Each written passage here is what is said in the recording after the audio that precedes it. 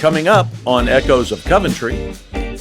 Joey Ramone was supposedly a regular. You don't remember drinking with Joey? No, I don't remember drinking with I do. You do? Yeah. No, I don't remember. I would have. I don't know if I would remember that. That's interesting. But, Exactly. Welcome to 1970s New York City, where Coventry, the legendary live music venue, originally the Popcorn Pub, became a stepping stone for younger generation bands like the New York Dolls and Kiss, pioneering the transition from rock and roll to glitter, punk, and beyond. I'm your host, Jef Cantor, and this is Echoes of Coventry. New York City, call my name.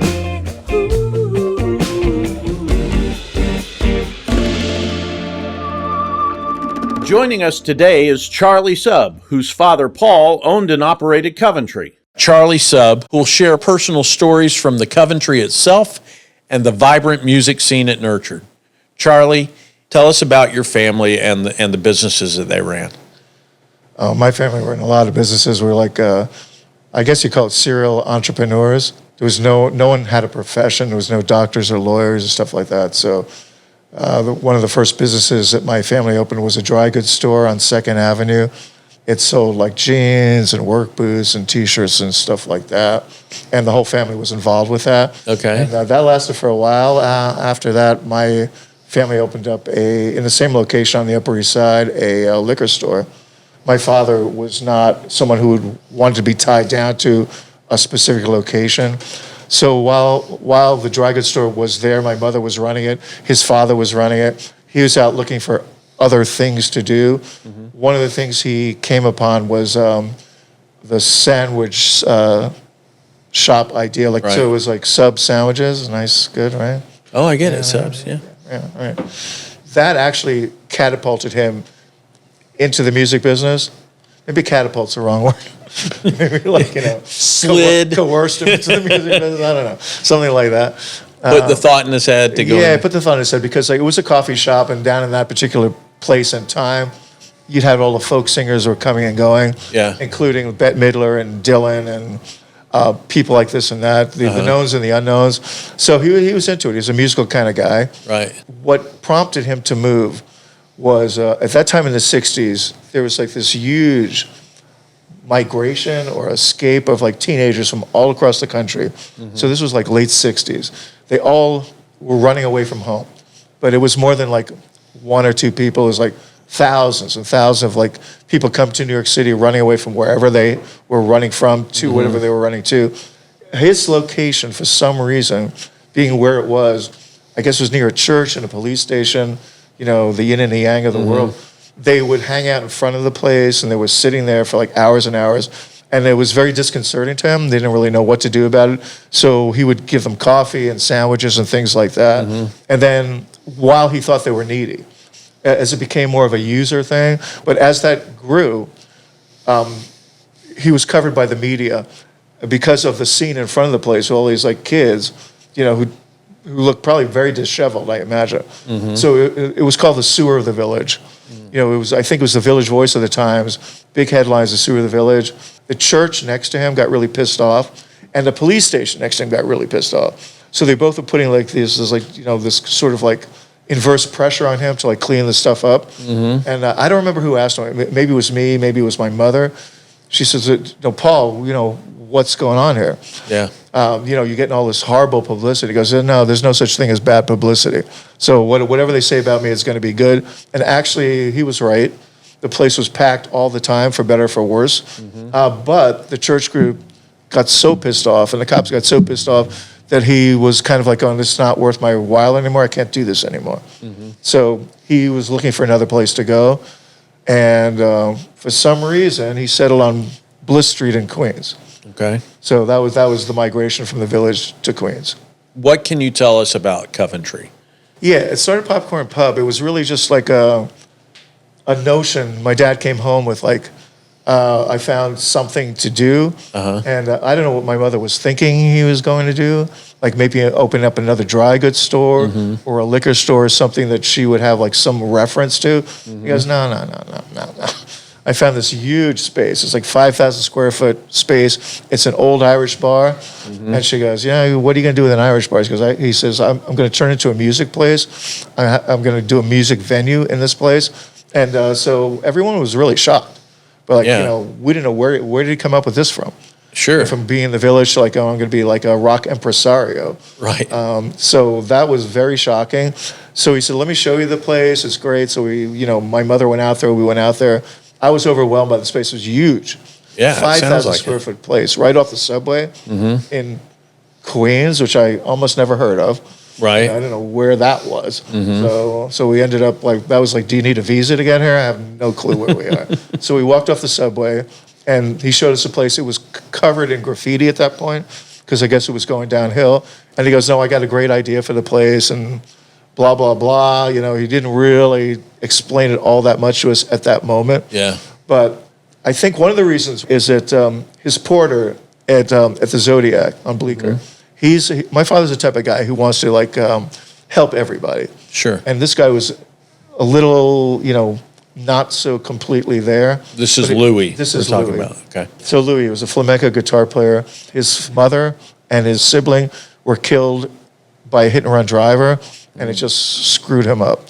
But my father took a liking to him, and he was a porter, and he worked at the Zodiac. And so my father's criteria was not where is the best business location, it's like where can Louis go that Louis will feel comfortable. And that was apparently the Coventry or the Popcorn Pub, because it was a huge space, but it had a basement. It had a basement big enough for Louis to live in.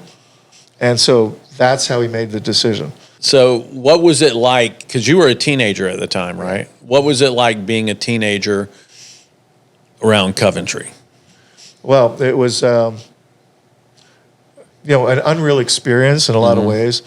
And I didn't really appreciate it for what it was. I mean, I didn't look at it right away as like, oh my God, it's a rock and roll club. Because my father really didn't know what it was going to be. So when we looked at it, it didn't have all the stages. It had a huge dance floor. It was like the Ambassador Ballroom, I believe.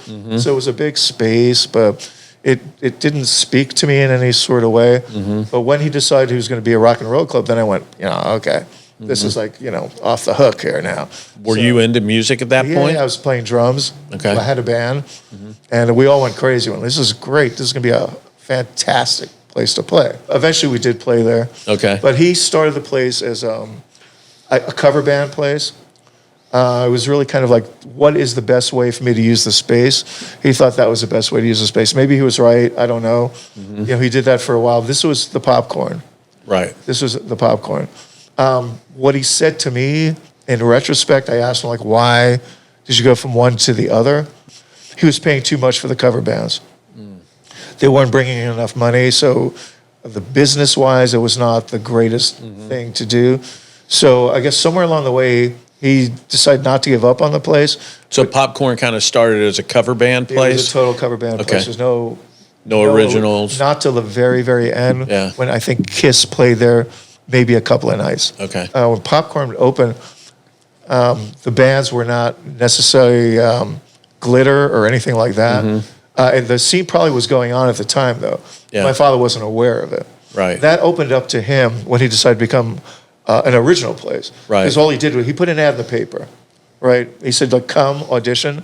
And what came through the door informed him about what the music scene was. Gotcha. There There were other genres that played there too. It wasn't just a glitter rock club, right? There were a few, but I think probably if you want to hang a banner on what the music scene was that made the Coventry what it was, Kiss opened there. Right. At the Popcorn. They played a few sets without makeup, then they put their makeup on. But I wouldn't call them glitter. They were kind of more like a hard rock band at the time who had a show behind what they were doing. Right. But what followed from them was the New York Dolls and the Harlots of 42nd Street, Teenage Lust, Television. All these bands that were very flamboyant. That visually really captivated me. It was amazing. You mentioned Kiss, and you say they played a couple of times without their makeup. Yeah. But the very first time they played in the kabuki makeup was at the Coventry. They had a meeting with my father, or I don't know if they had their manager yet, but they had an idea for this makeup idea on some level. So they said to my father, there's a motel down the road. Can you rent us a room? We'll go there. We'll put the makeup on. Initially, he went, "Are you crazy?" That's was a lot of money then. Sure. So he said no, and then he thought about it. Maybe the manager convinced him it was a great idea. So he gave him the money for it. Right. And so the first time they did it, I think, was at Coventry. Right. I think popcorn probably they didn't have any. Right. It was very rudimentary because I've seen some pictures online, and it's kind of like a nothing thing. When you get to the Coventry, it's more pronounced. You actually have something going on. Now, I know there's some sort of story about Aerosmith and what they wanted to play at Coventry, but I mean, what was the deal? It's it's just like being a club owner in New York. It's like, how do you know who's who and what's what? And like anybody could come and say, "Give me this," and I'll do this for you. We hear this every day. Right. So he was generally a skeptical human being about that sort of stuff. Rock and roll was like a weird sort of genre to put your money in, put your faith in. So yeah, they came down from Boston. One of their managers, somebody came down from Boston and said, "Pay for our train ticket because we want to play." So I guess they were big in Boston at that point. Yeah. But I think they wanted some crazy amount of money. It might have been like $100, right? Something like that. So he went completely, no, I'm not doing that. Now, was he paying the bands? Yeah. Were they splitting a door? He paid the bands. Okay. He paid the band. Gotcha. And there was a door. Okay. But they didn't get part of the door. He just paid the bands. And how do you feel now that Coventry is suddenly thrust back into the spotlight again?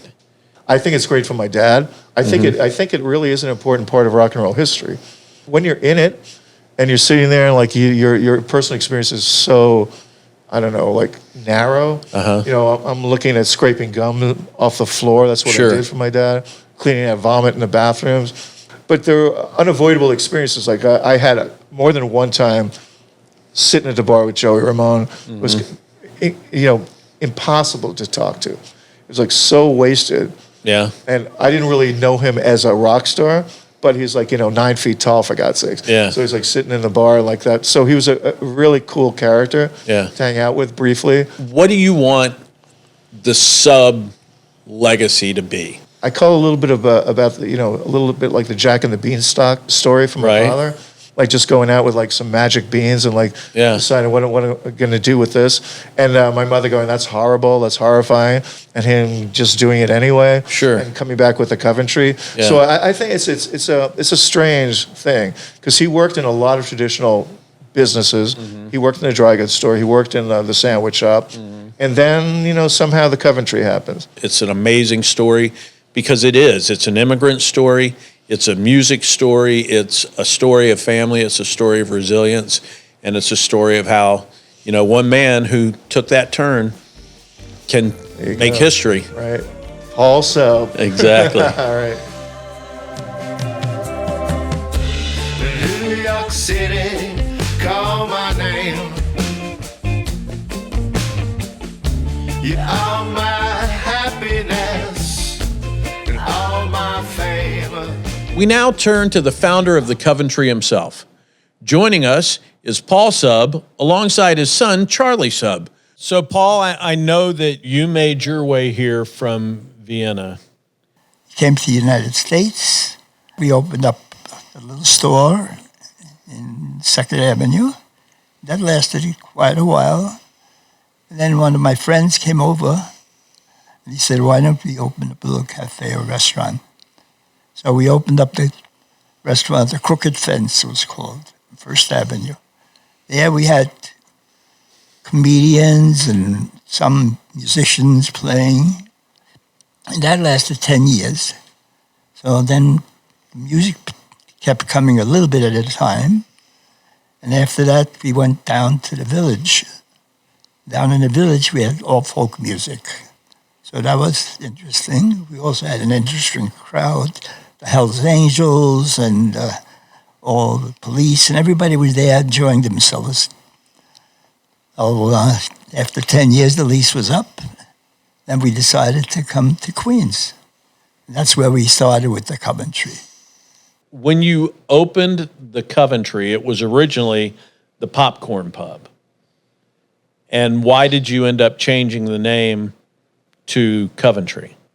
The reason you called it the Popcorn Pub is because you were serving popcorn. You thought people would drink more, and there was another place called the Popcorn, so you wanted to change the name. Something like that. Yeah. I don't remember. So And why- originally the I popcorn went to was the- free. Called it Coventry. Yeah.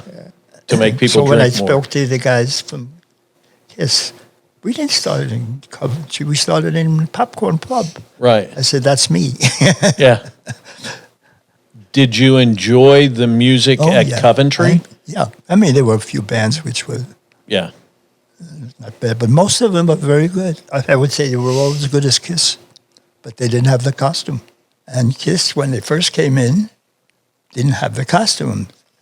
So they came, they played like the other groups, many of them also good groups. But the manager of Kiss was very smart. He came over to me and said, give me $50. I need to change their costumes. I said, I'm not going to give you $50. You should bring in 6 people. But I finally gave him the $50, came back with the costumes. He was still playing 4 or 5, not too many customers until they realized that they were unique. Mm-hmm. When they were unique, the next time after playing in my place for nothing, naturally, they got the costumes on, and 6 months later, they got $50,000 a night. But from then on, I was in the music business. So then we took a place downtown, then Charlie took over down there with his band, and that lasted a little while. And then I retired from that business. Well, Paul, we totally appreciate you coming in, and thanks for letting us be a part of Coventry. Everything adds up to Coventry, really. Yeah. The beginning of all Coventry. My sunshine, even when you make it rain. I'm just a New York guy. You gave me wings to fly back to New York. We're fortunate to have Michael Newman with us, a pivotal figure from the Coventry era. Michael isn't just a friend of Charlie Sub. He's a part of the fabric that made Coventry a legendary venue. He worked at Coventry, witnessed its most iconic performances, and lived the life that many only heard about in songs. Michael, I hear you're a longtime friend of Charlie, that you had many experiences at the Coventry. I met Charles back in September, I think, 1972. At the time, I talked loud, fast, and used lots of profanity. I didn't make a very good impression with Minna. And what did your mother say? Oh, yeah. She said, I never want you to talk to him again, which is why we're friends. That's like, That'll do it. No. All right. I have since made peace with Minna. Okay. And I started going to the Popcorn right around that time, occasionally. And of course, the first time I went to the Popcorn, I didn't make a very good impression with Paul either, as I drank way too much stale beer and got a little ill. And we'll leave it at that. And it was the funniest thing was Paul was very quiet, didn't say anything to me, never come here again. And then we went to the Popcorn a couple weeks later. We're sitting at the table, and Paul came to the table. If Michael or anyone else who's underage goes to the bar to get beer, I'm going to throw them out. So I understood. I never had a beer there again until I turned 18. The Coventry was a very interesting place. And the influence was, the influence goes far beyond that. Joey Ramone was supposedly a regular. You don't remember drinking with Joey? No, I don't remember drinking with him. I do. You do? No, I don't remember. I would have. I don't know if I would remember that. That's interesting. But, Exactly. I mean, what did it cost to get into Coventry back then? Was it a cover? It was pennies. Nothing. It was pennies. If there was no, there were covers. There definitely were covers. Oh, yeah. Because we had a girl or George at the door. I don't know what he's talking about. $1, $5 at the most. Yeah. Some of the big bands like Kiss and the New York Dolls, what are your recollections of seeing them? We went to a lot of shows. Saw the Dolls there. Never saw Kiss. Didn't see a band I always wanted to see, the Harlots of 42nd Street. Did you see that? Yeah, I saw them a few times. I just listened to them for the first time the other day, just to get an idea. What'd you see? They were on- much see more on YouTube. YouTube. Yeah, that's They great. were polished. They were much more polished. There were some really good bands. Yeah, they were good. And then there was these bands that, weren't exactly glam or glitter. But there was this band. Remember? I don't think you remember this band. They were like Mountain. They didn't play Like Mountain. Cannon? No. We'll get to that. All right. Mountain. They played just like Mountain. Or another band. I think they were called Theater of the Absurd. I'm not sure. Sounds They good. tried. They liked the Tubes. They played like the Tubes. And then he just mentioned a band, Cannon. So back by 74, things were changing a little more. Not as many glitter bands. And I don't know how Paul found them. This band Cannon, they were an amazing band, totally not glitter at all. The guitarist was like John McLaughlin. His drummer was like Billy Coblin. And they had this girl who could sing incredible range, who could sing Allman Brothers tunes. And they became like the next house band after the Dolls. Okay. Great stuff. And I remember because one night, Claude was rehearsing over at Murray's house. He dropped us off at the Coventry, and Paul was out there. And he called me and Claude over. You got to hear this. And Oh, it was really? Cannon. Was that excited about it? Yeah, you have to hear this. Yeah, they were good, yeah. I never saw Paul excited about any band, but the influence of glitter, which maybe had a very short shelf life, goes into punk. Think about Johnny Thunders. He was the guitarist for the New York Dolls and ended up with one of the most important punk bands. I remember seeing the Dolls more than once. They were a spectacle as far as appreciating their music. I can't say that I did or didn't, but just they were so different. I mean, for an Upper East Side kid going to yeshiva and whatever, just playing in a band and going to see this stuff was like, whoa. Andy Warhol just showed up from outer space on stage. It was incredible seeing. I loved it. It was great. I love the glitter bands. The glitter bands are really, really good. There was a guy in the Coventry early on called Satan. Satan's thing was he would juggle fire, eat fire. He said that was one of the ways that Kiss got the fire thing. Yeah, I had They read picked something it up from about that. Yeah, I didn't really put two and two together. Kiss was not inventive. They were innovative. They took things from lots of different genres and put it together in a very professional way. They rehearsed a lot. They weren't off the cuff. Everything was very precise. They did a lot of rehearsing, so paid off for them. There was actually a point, I guess, before Coventry closed. I'm not exactly sure when. That my father, he was very discouraged by some of the not giving back, because some of these bands did go on while he was still in business. He put a big ad in the Village Voice. It was kind of like, hey, you haven't come back to help us. We're trying to run a business. You started here. We're trying to have the next generation or whatever continue and thrive. Come, show up, do a show, do this, do that. And he put a pretty scathing thing in the Village Voice. There was no giving back. It was like, we just played in your place and now we're big. And Well, and when you look at the list of the number of bands that played there, it really was, you want to play? Play, let's see what you can do. It wasn't like an exclusive club. Exactly. He was not. There was no hierarchy. Yeah. And if you brought people, of course you get booked more often. Sure. Obviously, that made money for everybody. But no, the doors were open. He loved the music. Yeah. See, this was authentic. It wasn't like I'd rather be doing something else. No, it was like this is what he wanted to do. He didn't probably realize exactly where it was going to go at the beginning. Right. But once it started, he loved it. He loved it. Thanks for joining us on this episode of Echoes of Coventry. Don't forget to follow us on social media at Bliss Street NYC on Facebook and Instagram, and at The Sound Dogs on Facebook and Instagram to keep up with the latest episodes and behind-the-scenes content. Stay tuned for more tales from New York's homegrown rock and roll scene, and I'll catch you around the neighborhood.